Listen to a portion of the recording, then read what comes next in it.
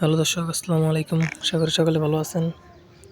তো দর্শক, দেখতে পাচ্ছেন আমরা আমাদের চাষের জমিতে কীভাবে এই বিদেশি ঘাসের চারাগুলো রোপণ করেছি। তো দর্শক, আপনারা চাইলে কিন্তু এইভাবে আপনাদের চাষের জমিতে কিন্তু এই বিদেশি ঘাসের চারাগুলো রোপণ করতে পারেন। তো দর্শক, এতে কিন্তু আপনারা প্রচুর পরিমাণে লাভ আনতে পারবেন। তো দর্শক, দেখতে পাচ্ছেন কিন্তু পুরো জমিতে কিন্তু এভাবে এই বিদেশি ঘাসের চারাগুলো কিন্তু রোপণ করা হয়েছে। তো দর্শক, এই গাছগুলো যখন পুরোদমে বড় হয়ে যাবে তখন কিন্তু সেই গাছগুলো সংগ্রহ করে সেগুলো কিন্তু আমরা আমাদের গবাদি পশুকে খাওয়াই থাকি। তো দর্শক, আপনারা চাইলে কিন্তু এরকম আপনাদের চাষের জমিতে এরকম এই বিদেশি ঘাসগুলো চাষ করে সেই বিদেশি ঘাসগুলো আপনারা আপনাদের গবাদি পশুকে খাওয়াতে পারবেন। তো দর্শক, এতে কিন্তু আপনাদের গবাদি পশু কিন্তু প্রচুর পরিমাণে মোটা হবে এবং প্রচুর পরিমাণে ভিটামিন হবে।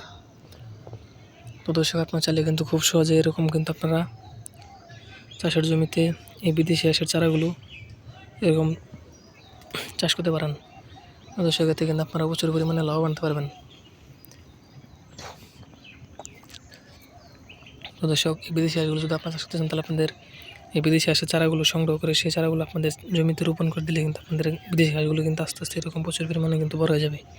তারপর সেই ঘাসগুলো আপনারা যখন প্রথমে বড় হয়ে যাবে তখন সেগুলো আপনারা সংগ্রহ করে সেই ঘাসগুলো আপনারা আপনাদের গবাদি পশুকে কিন্তু খাওয়াতে পারবেন। তো দর্শক, আমাদের ভিডিওটি যদি আপনার একটু ভালোই থাকে তাহলে অবশ্যই চ্যানেলটি সাবস্ক্রাইব করে দেবেন এবং ভিডিওতে একটি লাইক করে দেবেন। ধন্যবাদ, ভালো থাকবেন। আসসালামু আলাইকুম।